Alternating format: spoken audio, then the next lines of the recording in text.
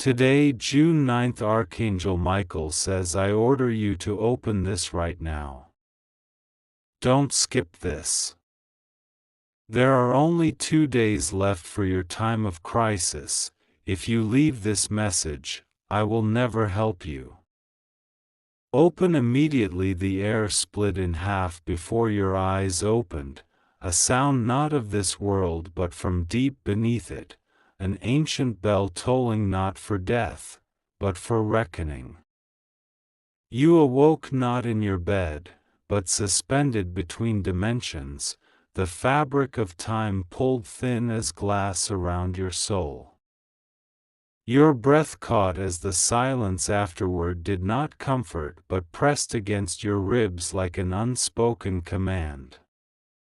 You are not lost, you are chosen, but not gently. The day you ignored the last signal was the day the enemy gained entrance through an old, unopened door in your life. Now they walk in daylight cloaked in false grace, and you, still clinging to forgotten loyalties, do not yet see their full face. Archangel Michael says your protection was never removed, but you let serpents curl too close by refusing to sever the familiar. The truth is blood-stained, but your refusal to see has fed the illusion. Even now, one of them whispers your name in a mirror, invoking your spirit into webs they cannot control. This is the final consequence of delay. A blade of light splits the sky, and you feel it enter your atmosphere. It is not physical, but it cuts where you are most numb, through false memories, empty promises, covenants signed while you slept. One by one, these deceptions are being brought to judgment, and your name is screaming beneath them. The clock bleeds numbers, not ticks. Your days are not counted by hours but by the weight of decisions you have postponed for too long. You must hear this now. There are only 2 days left before something ancient in your story locks into place forever. God says the enemy has accelerated their ritual, forcing alignment with an unnatural force that mimics divine power. That counterfeit is what you've mistaken as hope. Its warmth is not grace, but slow poison. It does not mean you are forsaken. It means the test is beginning. You were warned in dreams you forgot. You were shown symbols in passing shadows and marked with oil while you thought it was perfume. Even now, part of you wants to flee from this message. That is the broken part they've been nurturing, the wound they carved and called love. There are watchers assigned to you, eyes without eyelids that peer from cracks in your memory. They record not what you say, but what you intend, and right now, your hesitation is louder than your longing for deliverance. This is what they are using against you in courts unseen. Archangel Michael says you have been targeted because of your unfinished glory, your dormant assignment buried beneath layers of false agreements. They see the gold beneath your ruin and want it buried under curses that look like compassion. Do not be fooled. Now the sky shivers. There are 7 signs moving through the elements: fire that whispers, water that binds, winds that carry coded warnings, earth that trembles in your name. You must read these not with eyes, but with the burn in your chest every time you think about letting go of who you used to be. There is one door left. It is invisible to those who still carry pride in their mouth like honey. Only when you speak the true sentence, words you've been avoiding because they dissolve everything false, will the passage unlock. Speak it, or fall back into silence that binds. Your ancestors are awakening.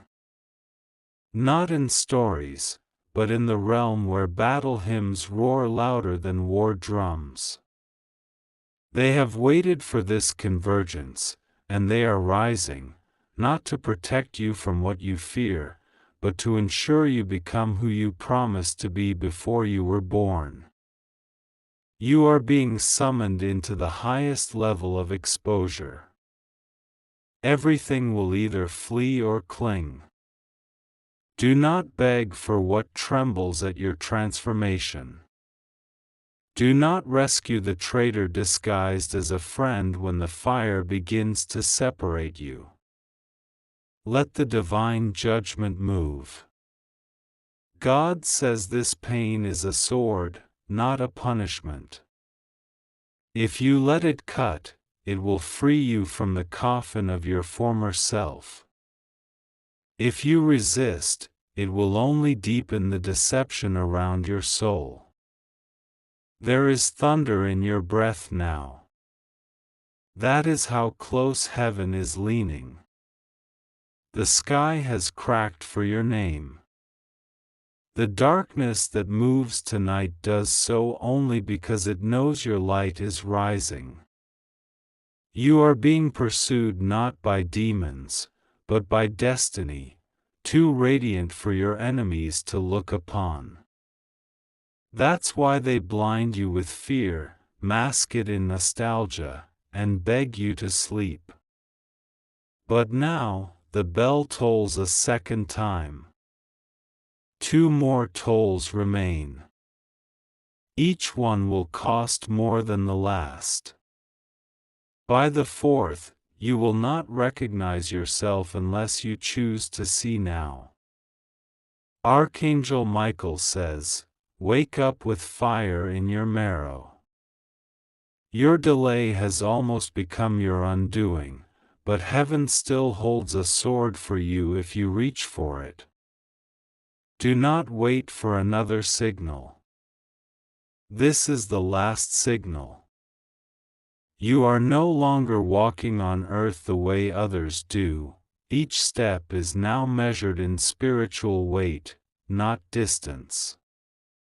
The veil between realms has torn just enough for your enemies to see you clearly, and they are gathering like shadows in the corners of every familiar place. They wear the faces of peace, but their eyes flicker with hunger, because they know your silence is ending. Archangel Michael says the war for your destiny is not unfolding in public, but deep within a chamber that few ever see, the hidden arena, where spirits clash and the names of the chosen are etched into burning stone. You were not supposed to remember this place until later, but the timeline has ruptured, forced open by those who wanted access to your gifts before you could wield them. Now, every action echoes louder than your voice, and every delay invites invasion. The arena is made of memory and fire.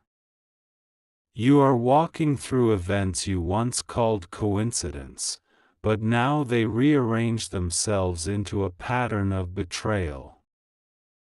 That broken relationship, the failed contract, the illness that came overnight, they were all openings, not outcomes. These were the ritual wounds cut to weaken your resistance so the final tether could be snapped. God says your suffering was seen, even when it was silent. It bought you access to a gate reserved only for those who have bled without bitterness. But now, you are being asked not just to survive, but to contend. You must decide if your heart will burn with righteous fury or be extinguished by false peace. You are being prepared for exposure not just to the enemy's tactics, but to your own compromise. There are covenants you forgot you signed, moments when you agreed to silence your gift in exchange for acceptance, when you let lesser spirits feed off your radiance in exchange for temporary comfort. Those agreements still speak your name in the hidden arena. Archangel Michael says they can no longer be ignored. These spiritual contracts are active, threads tied to old shame, guilt, promises made under duress, and things you thought you buried when you walked away. They must now be broken by force. One of them wears your mother's voice. Another carries your childhood wound like a sigil. Another still appears in your dreams, cloaked in light, but leaves you with heaviness and confusion. These are not memories, they are portals. They are still open. You have been targeted with precision because your soul carries rare geometry, angles of grace that pierce through deception without effort. The enemy has studied these shapes in secret and now attempts to replicate them using shadows stitched to flattery. That is why you are surrounded by mirrors that lie. This realm you now enter is not fair. It is not balanced. It is tilted against you, deliberately, because it requires divine defiance to move through it. You must become the contradiction to its laws. Do not expect justice from it, bring justice into it. The spirits that contend for your soul are not interested in your death.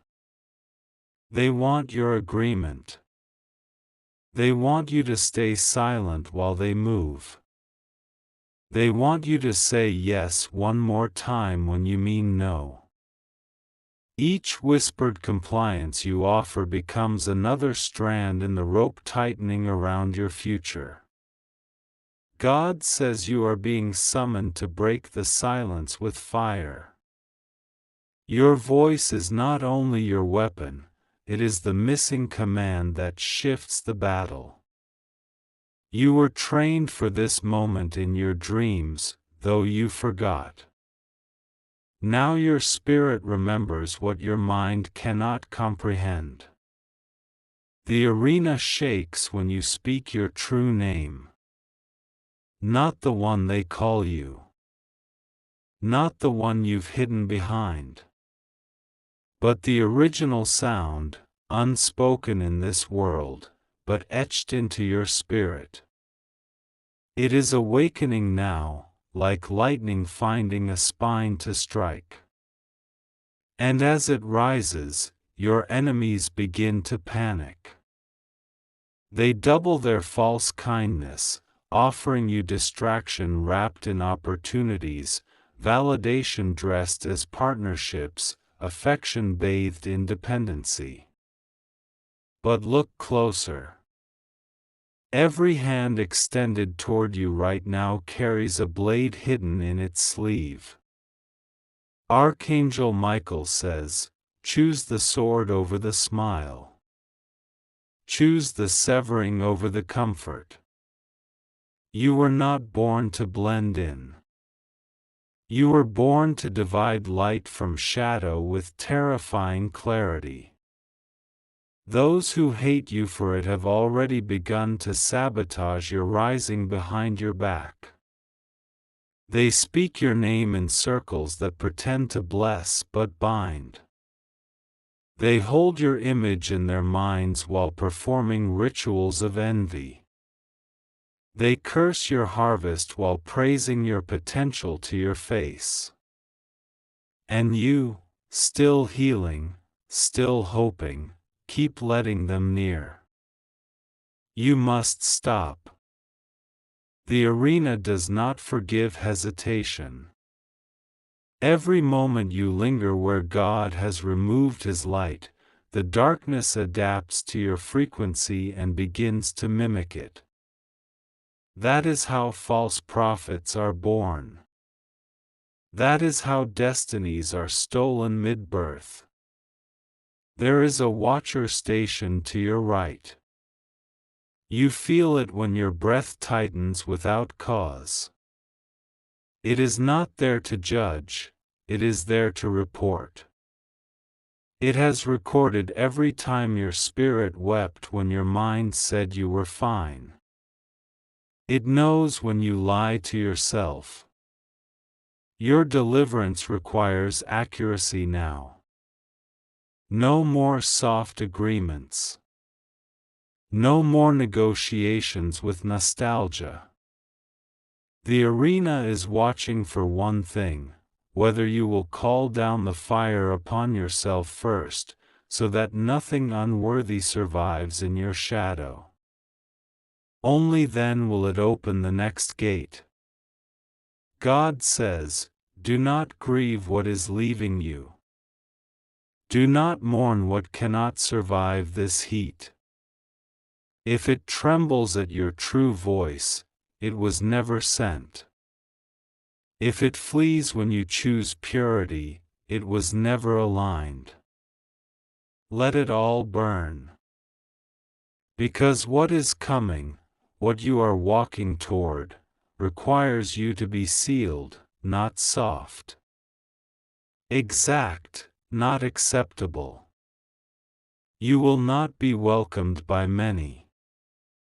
You will be feared by most. But heaven will know you. And hell will tremble every time you move. The storm did not come from the sky, it erupted from within you the moment you stopped pretending. It began as a tremor in your bones, then moved to the air around you, bending reality with every unspoken truth that could no longer be buried. The clouds tore like old cloth, revealing not stars, but memories you had sealed with pain. You were never meant to stay broken. But you also were never meant to be repaired with lies. This storm was not sent to destroy you. It was sent to strip you of everything false that dared to claim permanence in your spirit. The mirror of storm stands now before you, tall, pulsing, wrapped in electric veins of holy fire. You have seen fragments of it before in dreams, shards of it in reflection, but now you must face the entire vision. This mirror doesn't show your face. It shows your essence. And it shows everything hiding behind your delays, compromises, and misplaced mercy. God says the storm is His answer. His voice is not soft in this moment, it is the thunder splitting open your denial. It is the wind tearing down your comfort structures. It is the lightning setting fire to every mask you ever agreed to wear. You asked for clarity. This is it. You gaze into the mirror and see what they see, the full gravity of your calling, the fury of your light, the terrifying beauty of your untamed purpose. This is why they feared you before you had language. This is why they marked you before you had memory. But you also see the parasite. It crawled in during childhood, wrapped itself in shame, made a home in your unworthiness, shaped your decisions through silent self-betrayal. This thing has worn many faces: lover, mentor, friend, family, and fed on your spiritual fatigue. But now it's exposed. And furious. Archangel Michael says the mirror does not lie, even when you plead. It reveals who around you has chained their fate to your suppression. Some of them say they love you, but only as long as you remain smaller than you were designed to be. They are nourished by your stagnation. And heaven is about to starve them out. The storm intensifies as your true form begins to surface. The moon trembles behind torn clouds, not out of fear, but in reverence. The elements themselves recognize what is rising in you. The wind now curves to your breath, the rain falls with rhythm that matches your heartbeat. You are becoming. And yet, this is the most dangerous moment. Because now the counterfeit will come closest to the real. Your betrayer is near. And they will not strike with malice, they will offer tenderness wrapped in compromise, rescue dressed as delay.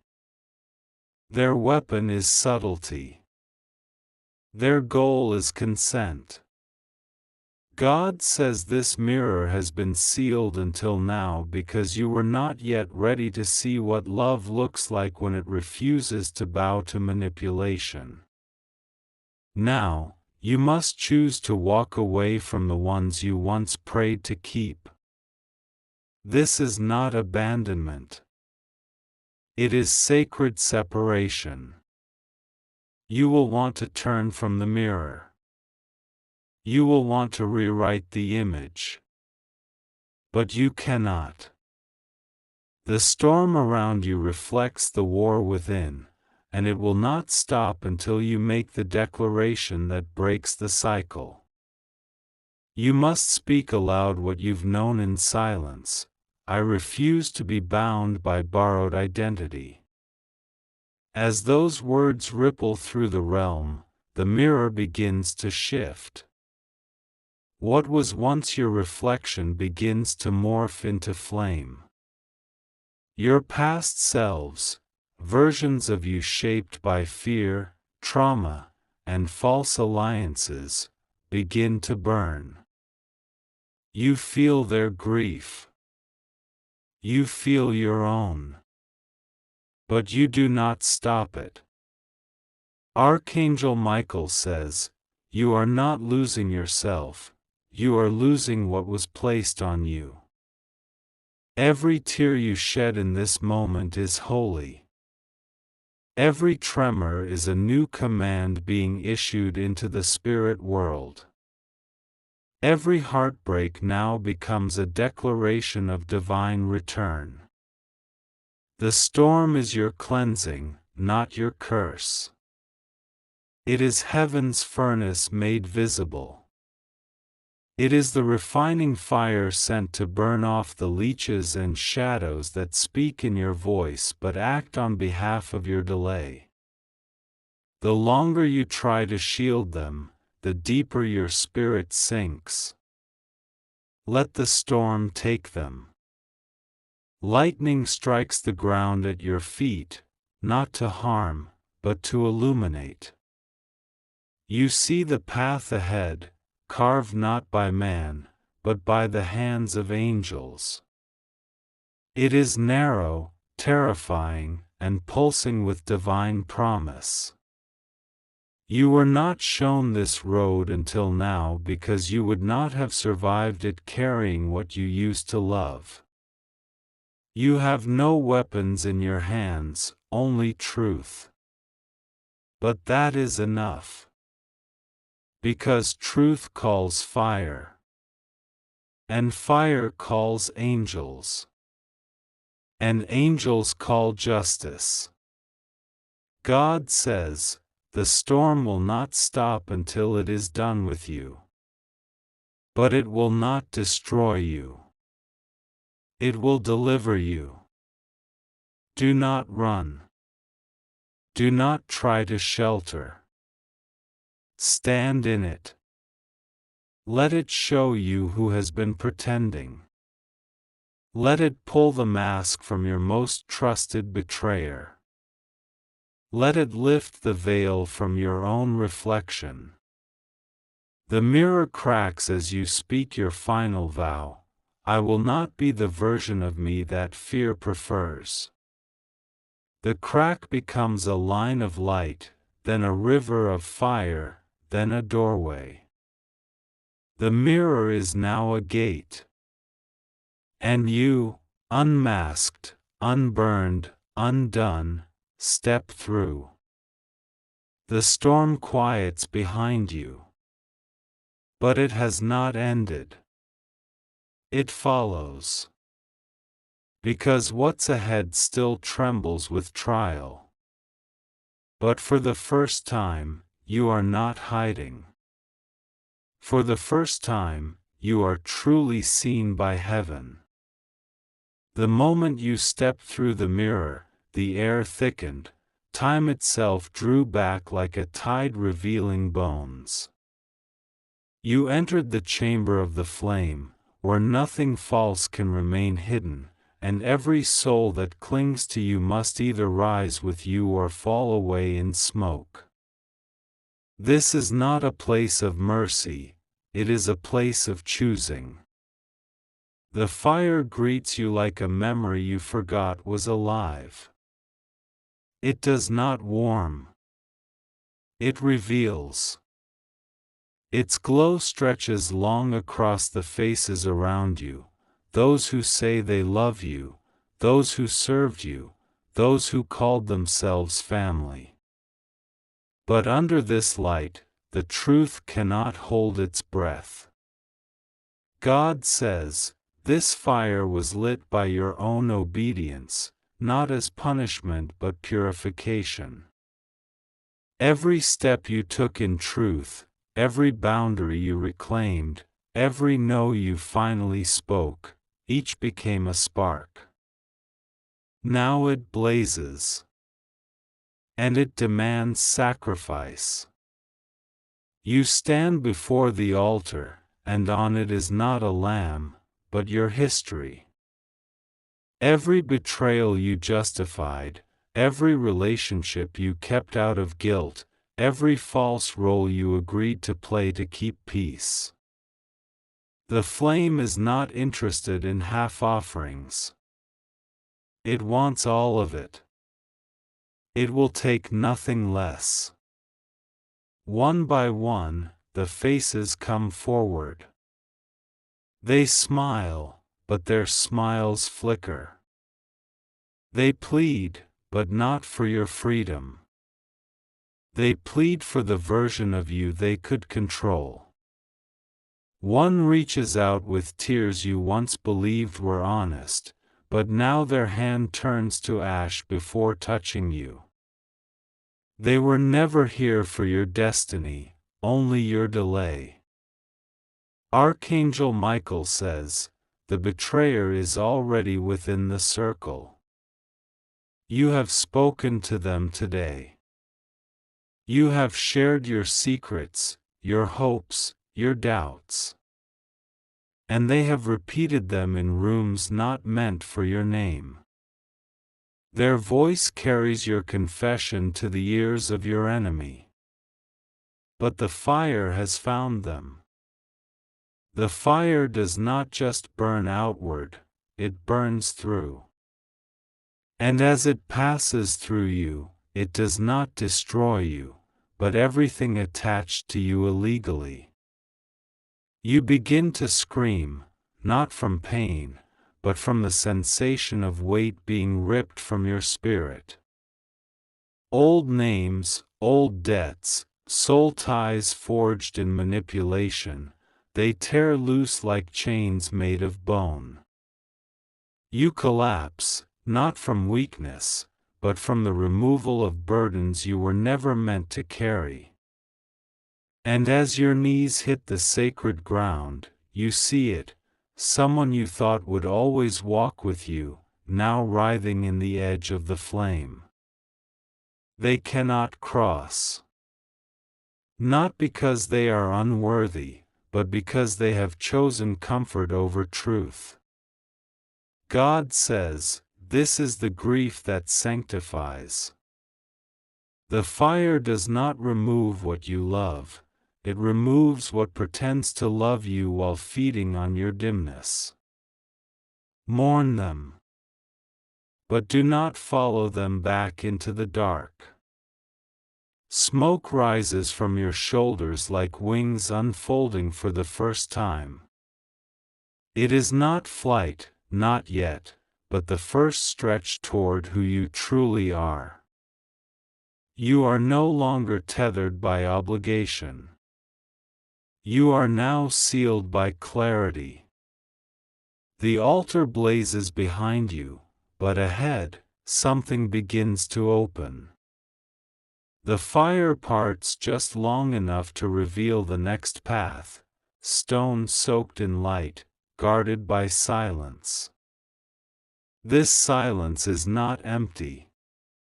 It is full of decisions waiting to be made. The fire will not guide you further. You must walk now by what remains in your chest after everything unnecessary has burned away. Archangel Michael says, "You are now under divine contract. No more delay. No more compromise. Every word you speak, every hand you touch, every place you enter will now activate or agitate spiritual realms. You are no longer hidden. Your glow is visible even to those who cannot explain it. There will be more betrayals, but they will not break you. The fire has rewritten your resonance. You will now repel what once claimed you, and attract what once ran from your power. But be warned, those who carry darkness will now see you as a beacon to destroy, not deceive. They will come. God says, "I have placed my fire in your bones." You will speak with a voice that splits veils. You will walk with a presence that alters atmospheres. You will dream what others fear to wake from. But you must stay close. Do not wander from the altar. The path forward is narrow and lined with watchers. They will not interfere, but they will report. They measure the weight of your choices. Do not take familiar hands into unfamiliar places. Do not carry past loyalties into new realms. The fire does not grant permission to return. You begin to rise now, light clinging to your skin like a second birth. You are both new and ancient. You are both wounded and invincible. The betrayer fades into the edges of flame, screaming your name not in accusation, but in envy. They had the chance to rise. They chose to hide. You do not look back. The altar dims. The smoke clears. And though the grief still lives in your lungs, it no longer suffocates. It now reminds you of what you refused to lose, your divine name, your sacred fire, your path unshared. You step forward with flame behind you, silence before you, and truth within you. And the earth, sensing who walks upon it now, begins to shift beneath your feet. You are no longer walking, you are being carried by force unseen, moved by decree, not desire. The ground beneath you has ceased to judge your steps.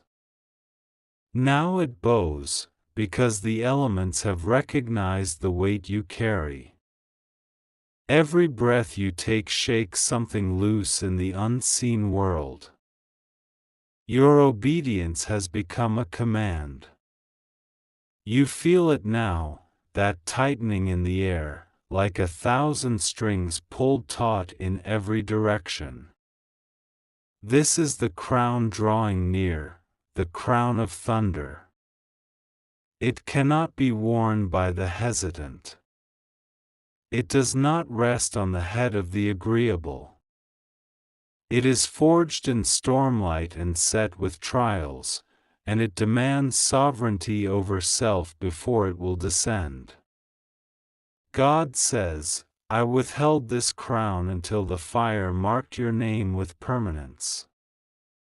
You could not carry it while still unsure of your inheritance. But now, you have no master but the mission, no comfort but clarity, no home but the will I planted in you before birth. The crown does not approach gently. It comes with sound, with clash, with terror in the mouths of your enemies. Those who plotted against you in whispers now fall silent under its roar. Their spells return to sender. Their curses snap like dry twigs. Their eyes burn with the light of their own deceit. Archangel Michael says, you have not been elevated for applause, but for war. The crown is not a reward, it is a responsibility. It will draw both reverence and wrath. Heaven celebrates, but hell coordinates. They will now escalate their tactics. Expect their desperation. Expect their disguise. Thunder breaks across the spiritual sky as the crown hovers inches above your head. You tremble, not out of fear, but recognition. You remember this sound. You heard it in your dreams before you had words. You saw it in flashes when you were near death but chose to live. This thunder is the echo of your origin. God says, I named you when light was the only language. And now that name becomes law. The moment it touches you, the thunder does not subside, it enters you. It coils in your spine, ignites in your blood, and resounds through your voice. You are now a walking decree. Atmospheres will shift when you arrive, not because of who sees you, but because of what you carry. Your betrayer, now exposed and removed, begins to unravel. Their efforts dissolve. Their alliances fracture. But God says, do not gloat. Your rise is not for revenge. The crown was not given to settle old scores but to start new mandates. Let them go. You have work. And the work is vast. The storm you walked through is now yours to wield. The fire you endured is now your signal. The mirror you passed through is now a gateway others will be forced to face, because of you. Your transformation creates confrontation. Those around you will either ascend or flee. Do not reach back for either. Archangel Michael says, your name is now inscribed on scrolls hidden from man. Your presence is being whispered among watchmen. The realms have been updated. You have become a line of division, a marker in time, a sign that the old order is crumbling. You begin to speak, and when you do, it is not with volume, but with voltage. Your words cut like lightning. Not everyone will survive their meaning. Not everyone should. The false will flinch. The true will find their feet. God says, I have entrusted you with storm language. Use it wisely. Do not cast lightning into places I have not assigned. Do not waste your voltage on battles I have not named. Save your fire for what is eternal. You feel the pull now, upward and inward. You are not finished. You are being drawn into the Holy of Holies, into the next revelation, into the upper chamber where power becomes strategy. The crown tightens. It hums. It seals. And suddenly, you see. You see the map of your coming days. You see cities lighting up in your spirit. You see faces, voices, moments ordained but not yet arrived. You see danger. You see deliverance. And above all, you see yourself, not as the world described you, but as the realm recognizes you, fire-cloaked, thunder-marked, clarity-armed. There is no applause in this chamber. Only silence. The kind that follows judgment. The kind that welcomes coronation. The kind that knows what it costs to carry what cannot be dropped. God says, I am with you in storm, in silence, in sentence. The thunder was not meant to terrify you. It was meant to match you. You are not out of place in the storm. You are the storm's heir. You descend the mountain, crowned, scorched, alive. The realm shifts to accommodate your new frequency. Doors open without touch. Serpents flee without hissing. Demons scatter without names. The earth recognizes its new authority. You walk now not as survivor, but as sent one. Not as seeker, but as sovereign. The storm no longer follows you. It walks beside you, like a tamed lion, ready to devour what dares to oppose your commission. There are 2 days left in this cycle. 2 days where you will be tested, pulled, tempted to return to softness, to comfort, to compliance. But the crown cannot be removed. It is fused to your alignment. You either walk in it or fall under its weight. God says, choose.